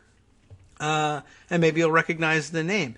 Brent Bozell IV, who's actually the son of current prominent conservative activist Brent Bozell III. Anyway, the fourth here is now charged in the Capitol riot. Brent Bozell, still active as a Republican conservative big mouth. Actually, I think just minutes before this story broke, and I think maybe these guys were the first out with it too here. I don't know who discovered the connection and who identified Bozell in those photos, but over at HuffPost, Ryan Riley and Paul Blumenthal have the byline on the first story that I saw, breaking that news more widely. But Bozell, I think, had just tweeted a few minutes before about the insurrection and the violence there, and basically, looking to shrug it off and blame the violence on others, etc. I forget exactly what it was that he tweeted. We could probably cast around for it, but it was, needless to say, pretty embarrassing that it was followed up like 15 minutes later with the report that, I think he was fairly critical of the insurrection, as many, I'm not going to say normal, but he's not a mainstream Republican activist, but more toward the mainstream than, say, the Proud Boys and his son, apparently. But I guess he took some exception, at least, with the insurrection and looked askance at the minimum, all right, of the people who broke into the Capitol. And then it turns out, wow, look at that. It's your son, Brent Bozell IV. And others have pointed out there are, of course, you would expect, obviously, if you have a Brent Bozell IV, you might not have known that Brent Bozell, the current activist, was Bozell III. But both Brent Bozell Sr. and Jr. were also conservative activist agitators in their day as well. It's a long and embarrassing family history looked at from the outside. They're very proud of it, I'm sure. Brent Bozell IV, son of prominent conservative activist, charged in Capitol riot. Online sleuths looked into Bozell because he wore the sweatshirt of a Christian school, and he previously served as a girls' basketball coach. That's an oddly constructed subheader. I think what they're trying to say here is online sleuths focused on the person. They didn't really know exactly who it was originally, but who was wearing a sweatshirt. There were a lot of very, very, very stupid rioters. I mean, you'd be stupid to be there in the first place, but who wore, inexplicably, wore personally identifying items of clothing, and then covered their faces, and then uncovered their faces as well, because they realized, oh yeah, I'm against covering my face during a pandemic. First they covered their faces to hide their identities, and then I guess they must have figured, well, that's pretty stupid. I'm wearing something that basically narrows it down to about 10 people who it could be here at the Capitol. I might as well show my face. But really, why not leave it as a question as to which of the 10 it is? Anyway, I guess Bozell's just kind of a dope. He's wearing this sweatshirt for a Christian school at which he was the girls' basketball coach, I think. I mean, it's not just two extraneous, pieces of material thrown in a single sentence. Well, we suspected him because he was a girls' basketball coach. No, that's not it. And it's not that, it's interesting too. It's not like a loud sweatshirt that would ordinarily call attention. It's just, you can see that it doesn't just say Nike, for instance. I wonder if there's any personally identifying information in here. And guess what? There is. All right. On to the piece here before we start our break. Leo Brent Bozell IV, the son of conservative activist L. Brent Bozell III, we know him that way, but I guess he also is Leo, was captured on video inside the Senate chamber during the attack on the U.S. Capitol and has been charged with 3 federal offenses, according to a federal criminal complaint unsealed on Tuesday. Bozell is charged with obstructing an official proceeding, entering a restricted building, and disorderly conduct. The complaint features several images of him on the floor of the Senate, where he was wearing a sweatshirt featuring the name of a Christian school. Online sleuths focused on him because of that sweatshirt and posted videos of his activity online. They also found photos of him serving as a girls' basketball coach at another school. A different school. What do you know? In Hershey, Pennsylvania. So we'll see what the connection is between that and this school. Bozell is the son of L. Brent Bozell III, a major conservative political figure who founded a number of organizations aimed at countering, quote, liberal media bias. You know all about that, including the Media Research Center and Newsbusters. You've probably encountered them online. He is himself the son of L. Brent Bozell Jr., who worked as a speechwriter for Senator Joseph McCarthy. Couldn't be any worse. And as the ghostwriter for Republican presidential candidate Barry Goldwater's book, The Conscience of a Conservative. Bozell Jr. was a key player in the creation of the mid-20th century conservative movement alongside National Review founder William F. Buckley that eventually took over the Republican Party. Hi everybody, it's me, David. Let's change things up from the old fundraising pitch for just a minute and talk instead about how you can be a part of our show. If you've got a smartphone or any other electronic recording device, why not sit down and record a segment for us? Read us an important article and give us your take. Read one of your own original essays, or even just give us your commentary on something you'd like to share that's important to you. Then send the file to me at kagrox@gmail.com and I'll try and work it into the show. Short segments, a few minutes in length, are easiest to fit in. And of course, I can't always guarantee that I'll be able to play everything, but if you've ever shouted at your radio or TV about something you wish was being covered, here's your chance to change that. Make the show your own. Send your submissions to me at kagrox@gmail.com.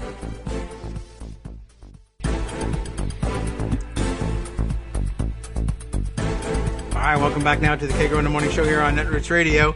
We broke off at the most exciting part here, and so we missed the exciting climax of the L. Brent Bozell saga, although there's more to it. So let me run through that just one more time for you. Right, the guy we're talking about getting arrested, or at least charged, in the Capitol riot, L. Brent Bozell IV, son of L. Brent Bozell III, a major conservative political figure. He's the guy who founded Newsbusters and the Media Research Center and has been chiefly responsible for fanning the flames of the liberal media bias myth.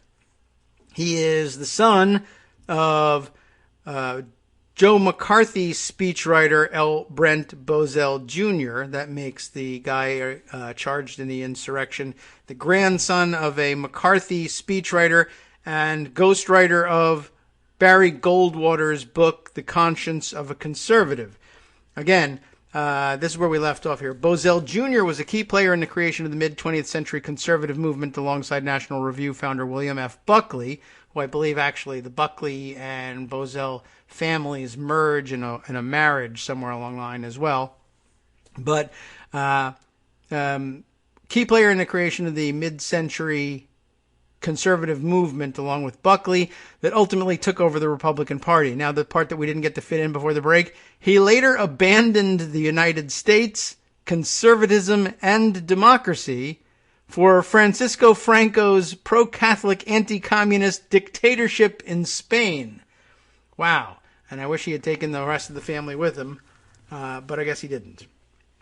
Bozell IV can be seen in multiple videos, both inside and outside the Capitol building on January 6th. In one video shot by the New Yorker, he is on the floor of the Senate with other insurrectionists. Another video on YouTube shows him exiting the Capitol while talking on his cell phone. The security camera footage presented during the former President Donald Trump's second impeachment trial also shows Bozell among the group of insurrectionists led away from the Senate floor by Capitol Police Officer Eugene Goodman, which is extraordinarily damning. I mean, if the video of you on the Senate floor doesn't do it, recall what other, or at least some of the videos that have sound recorded happening between those particular insurrectionists and Eugene Goodman. And there was an awful lot of racist abuse going on in the middle of all of that. And, I'll have to review that video. I guess it's linked here, too. I wonder if Bozell is among the group that ends up face down on the floor under guard of the rather imposing weapons held by some of the tactical officers there. The end result of Goodman's plan to move them away from the Senate floor was to bring them around the corner to a waiting group of tactical officers who had these guys outgunned and had them ended up lying down face floor on the tiled floors outside of the Senate chamber. But he did make it in there at some point, so maybe not. Maybe he breaks off from the group. But yeah, well, that's what wearing a personally identifying piece of clothing will do for you. Try not to wear anything with an obscure logo. If you're going to wear a logoed thing, again, put on a Nike shirt. It could be anybody there anyway. But really anything that's personally distinctive in any way is going to get picked out of a crowd once they decide to follow you. And they're going to decide to follow you if they can find something that's personally identifying in the clothing you're wearing. It's just dumb all around. But then this is a guy whose grandfather actually left the United States and joined up with Generalissimo Franco in Spain. So should have stayed there. I don't know why they didn't. I don't know what brought them back to the United States, but big mistake allowing them back in. The arrest of Bozell IV, who reportedly goes by Zeke or Zeker, comes after his father denounced the January 6th invaders. So this incorporates it right in here. I don't have to read Ryan's other tweets about the subject.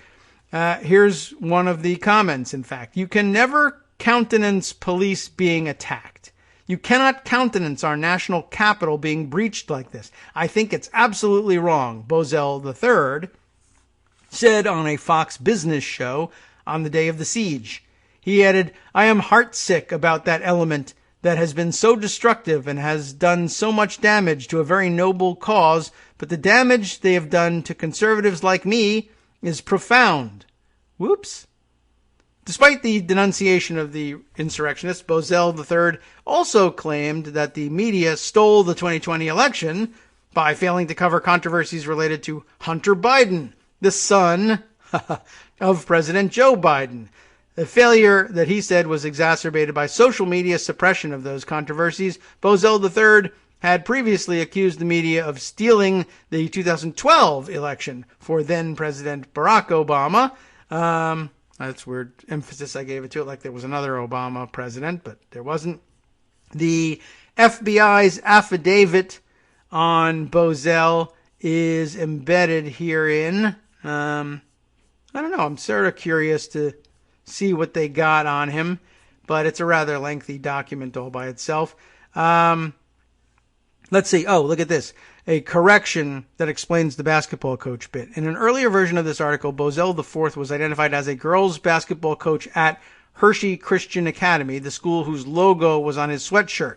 He was a coach of another unnamed school in Hershey, but still just as silly to be wearing something like that. I mean, basically, the point here is there's an unusual logo and they have a good clear shot of it on video. So you zoom in and see what it says and see if there's anything identifiable about it. And when it says Hershey, Pennsylvania, that'll narrow it down a little bit. And then you see Hershey Christian Academy or whatever. We can start looking at the parents of students there or anybody who's affiliated with it or who might be a teacher there or what the hell. Let's just run whatever other local Christian schools might be in Hershey. And okay, so they came up with the girls basketball coach. It's a tenuous connection to be sure, but maybe that explains the weirdness of the subheader. They had to take out the allegation that he was a coach at Hershey Christian Academy, but he still was a coach at a nearby school. And anyway, they didn't really give it a good second look in the proofreading. It had already been published. Anyway, I mentioned that Ryan has been tweeting on the subject, and I mentioned that somebody else had put together the family history. Let's go to that one first. It was actually Bobby, the guy we know on Twitter anyway, is Bobby Bigwheel, who's actually been a guest on the show, I think, in the past too, right? Yeah, Director of Research at Future Now USA, but put together a pretty succinct encapsulation of the story of American conservatism in L. Brent Bozell's, beginning with L. Brent Bozell Sr., who he lists here only as an anti-New Deal advertising executive.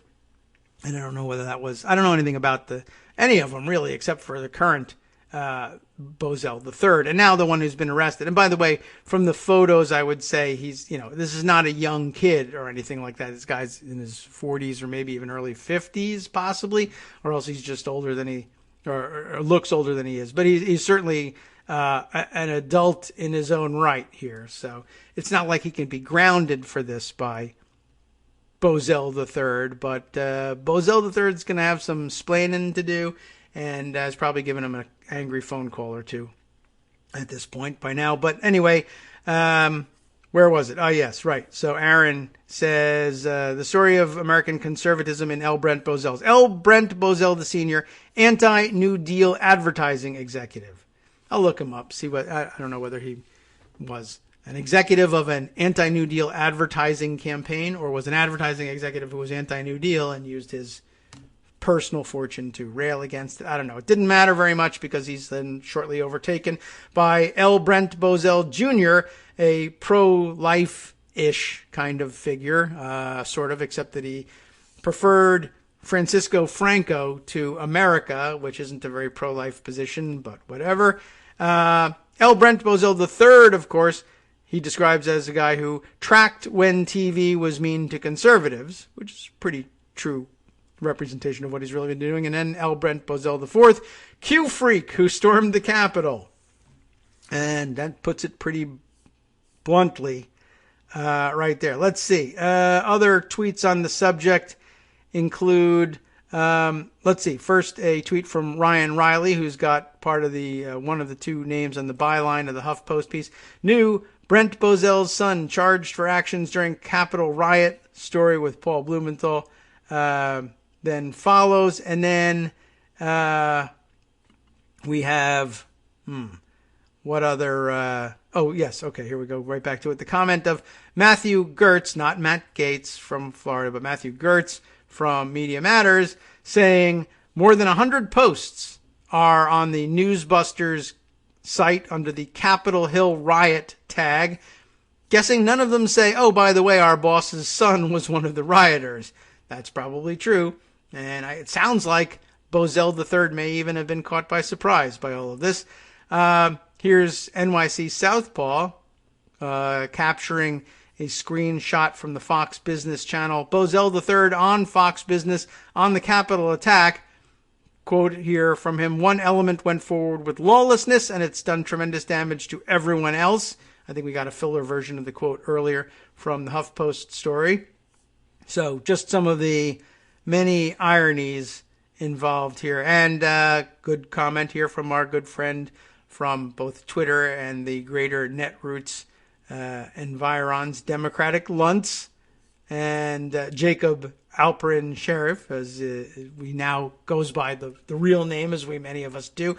Parents like Brent Bozell raise criminal thugs. What are you going to do with these bad parents, right? Yeah, it's basically everything they've been railing against from the very beginning, all wrapped up in one. Okay, so there you have it.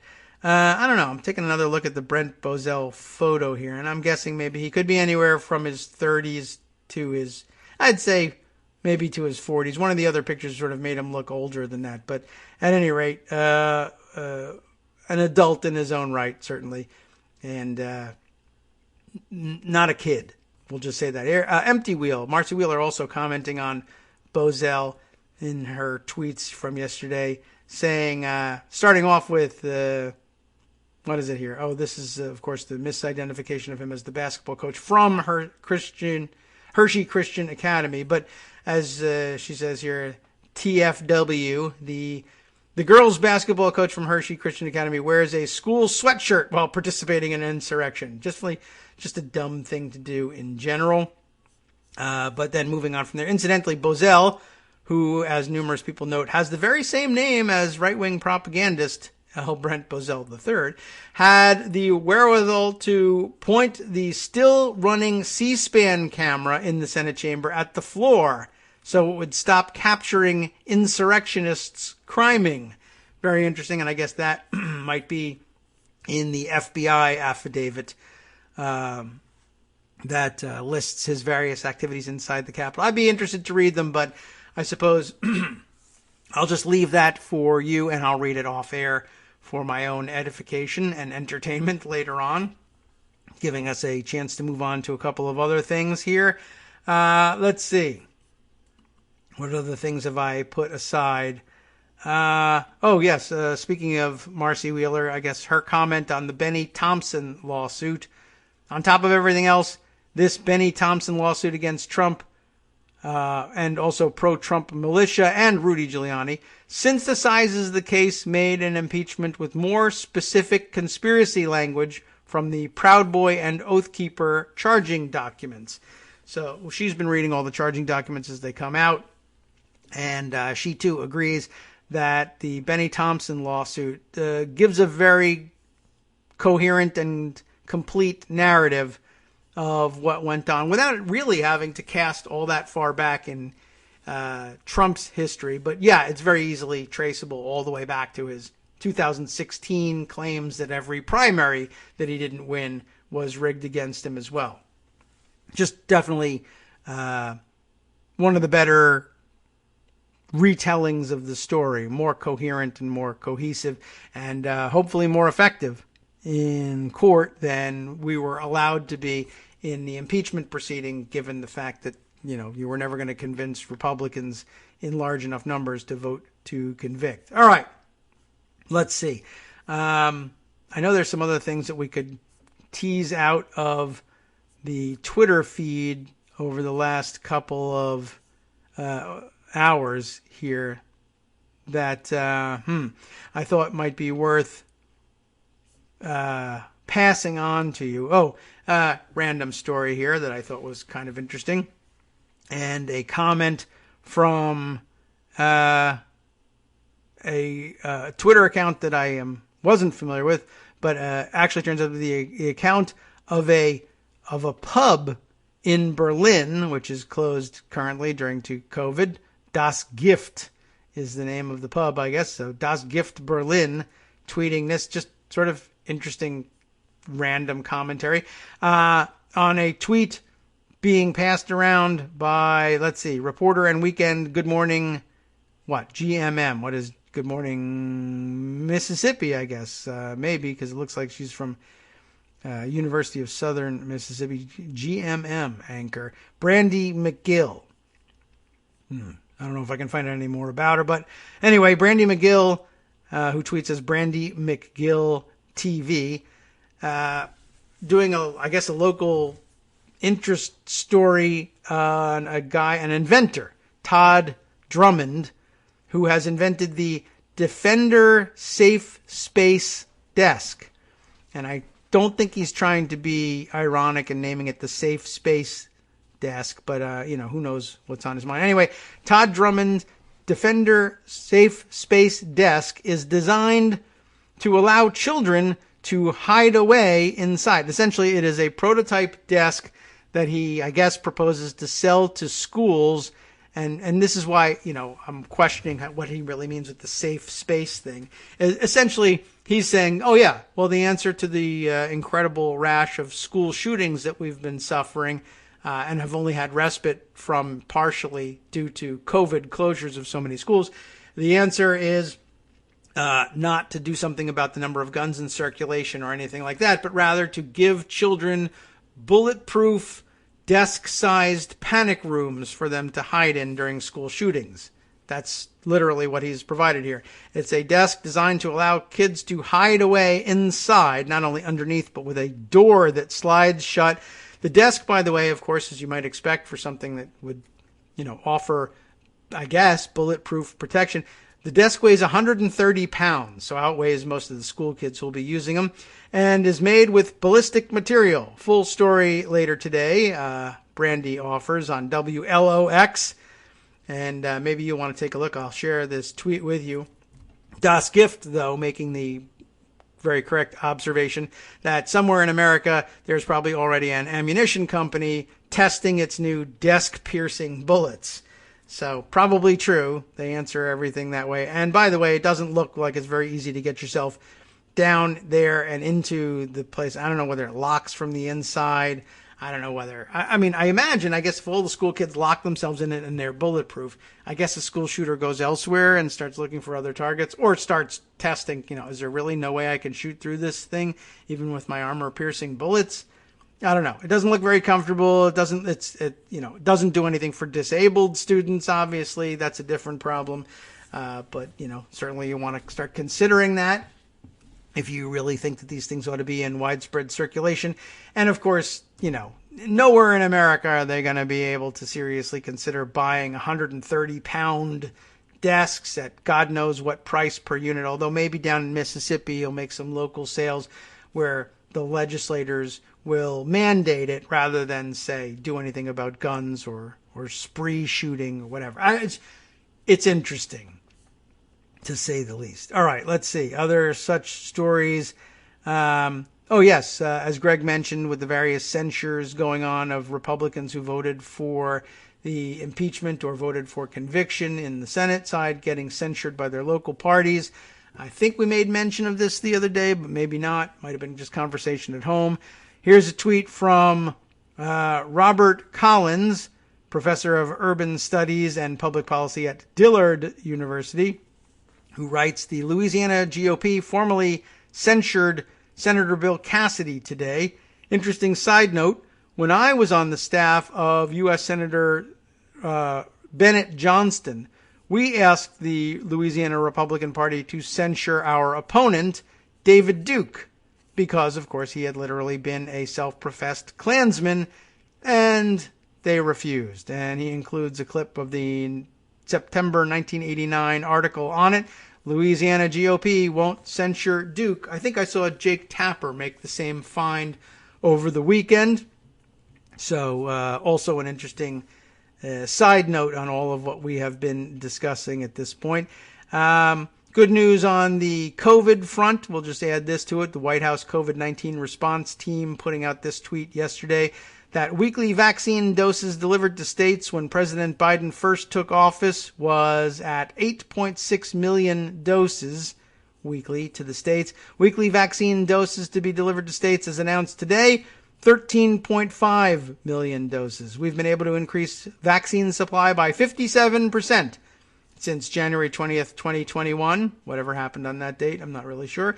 And all we had to do to get there was survive a brief civil war, of course, and put down that insurrection that nearly destroyed American democracy. But hey, we have made progress, and it's important to point that out. Let's see, any other notes from the timeline that are important to add in here? Just highlighting the issue of the fact that it was briefly mentioned in the HuffPost piece that Bozell had previously spent the days prior to finding out that his own son was involved in the insurrection, insisting that there needed to be intensive investigations into the activities of Joe Biden's son, Hunter Biden, because obviously, like father, like son. But now, I wonder if he'll drop that logic or continue to promote that sort of connection. But I have my doubts about that. Okay, let's see. Anything else from the timeline that we needed to grab? I'll just make note of the fact that, yes, we are, I assume by now, we started off the morning 9 deaths, reported deaths, short of 500,000 coronavirus deaths, according to the Worldometer's count. I'm sure we've passed that by now. So as soon as we wrap up the show, I'll get to bringing that news to the rest of you on Twitter. Other interesting bits and pieces here along the way. We'll just throw in one or two more before turning to another piece that I think you probably want to give some time to reading on your own. Charlie Savage from over at the New York Times has been combing through the specifics now posted online of the massive raft of presidential pardons and commutations issued by Trump on his way out the door, literally on his way out the door on the 19th of January. And a couple of them were known, but now we get specific details, for instance, on the Steve Bannon pardons and various other ones. And here's one. He's got a whole thread of them, and one that grabbed my attention. A pardon for Ken Kersen, who is a former Giuliani speechwriter and also, importantly, the former editor of a newspaper that Jared Kushner owned.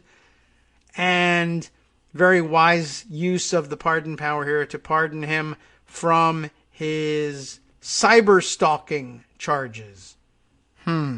Definitely a very weird thing on the way out the door to pardon a Giuliani and Kushner friend for the crime of cyber stalking. And it was also interesting, it's put out this way. Kenneth Kersen, also known as Jaden Wagner and Eddie Train, gets a full and unconditional pardon, which is odd in its own right. And I wonder how many pardons carry also known as notations, and particularly also known as, not in terms of a person named formerly John, but also known as Jack or something like that, but completely different names that have no connection whatsoever to your actual name. Kenneth Kersen or Jaden Wagner or Eddie Train sounds like a guy that's really on the up and up. Anyway, Charlie Savage put together a very interesting thread about all of these things. Like I said, Steve Bannon's full details of his pardon are there. Elliot Broidy and his details are in there. Eddie Train in there as well. Certainly a number of, I think a rather high percentage of Israeli-connected pardons, too. I thought that was kind of weird. Lil Wayne, the rapper Lil Wayne, who doesn't get that notation in there, by the way. It's just Dwayne Michael Carter, not a.k.a. Lil Wayne or anything like that. He doesn't get one. But Eddie Train gets in there. Why include the a.k.a. identifications either? I'm not even certain what good that does anybody. All right, let's see. Oh, look at this. Charlie Savage has a good eye for this because, he knows where the bodies are buried and all of this stuff. Here's Tommaso Butti, B-U-T-I, an Italian restaurateur who briefly partnered with Trump on a modeling agency venture and who had never been extradited to face a 20-year-old fraud charge, I guess, back in Italy. That also something worth looking into. Let's see. Here's Casey Urlacher, brother of famed Chicago Bears linebacker Brian, who was one of 10 people charged with money laundering in connection with an illegal sports gambling ring. The others weren't so lucky. Robert Zangrillo, a Miami investor who had been one of the wealthier parents charged in the Operation Varsity Blues college admissions scandal. So at least 2 pardons, I think, connected to that one. A common thread, he says, about these, starting at the top of this thread with Steve Bannon, who was charged with defrauding donors for the Build the Wall campaign, is that none had served any prison time. They were awaiting sentencing. Most of them were not yet even tried. That is kind of interesting. And it's good that the Justice Department has made publicly available, he says, the official scope and limits of what Trump let these people off for, rather than just the vague and generic hand wave of the master warrant certificate. Interesting mechanism here being used to deliver all of these warrants, and worth paying some attention to. And Charlie Savage has a pretty good eye about what things are worth paying attention to. One more item, I guess, I'll enter into the list for further consideration just because it is connected to this. Quickly, something from Nick Confessori and Ken Vogel at the New York Times. Here's your key here, the headline. Using connections to Trump, Dershowitz became force in clemency grants. You should probably take some look at this. The lawyer Alan Dershowitz, who represented the former president in his first impeachment trial, used his access for a wide array of clients as they sought pardons and commutations. You'll find it very interesting, I'm sure. And we'll kick it off with this first one, which is probably the most disturbing of the bunch. By the time George Nader, you remember him? George Nader pleaded guilty last year to possessing child pornography and sex trafficking a minor. His once strong alliances in President Donald J. Trump's inner circle had been eroded by his cooperation with the special counsel's investigation into Trump's team and its connections to Russia. So As Nader sought to fight the charges and reduce his potential prison time, he turned to a lawyer with a deep reservoir of goodwill with the president and a penchant for taking unpopular headline-grabbing cases, Alan Dershowitz. So Dershowitz told Nader's allies that he had reached out to an official in the Trump administration and one in the Israeli government to try to assess whether they would support a plan for Nader to be freed from the United States, from U.S. custody, in order to resume a behind-the-scenes role in Middle East peace talks, and whether Trump might consider commuting his 10-year sentence. So, well, very interesting, and the clients that he chose, and how he disclaims responsibility for any of it, of course, in the end. Well, it's like keeping your underwear on. None of it is his fault, right? Just thought I would throw that in there. Anyway, time to wrap things up for today and hand things over to Justice Putnam for the West Coast Cookbook and Speakeasy coming up next. What's he got on tap for you today? Well, who knows? I have no idea. He has forgotten, I think, to hit return. It's usually he queues these things up for us and then gets ready to send them at the last minute.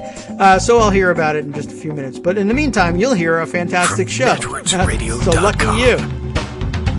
You have been listening to Kagro in the Morning with David Waldman. All right. Well, we don't mean to make him feel bad about this thing. No reason to do that. Just do this. Stay tuned, because as usual, he'll be rounding up stories from around the country and around the world that we didn't have a chance to touch here.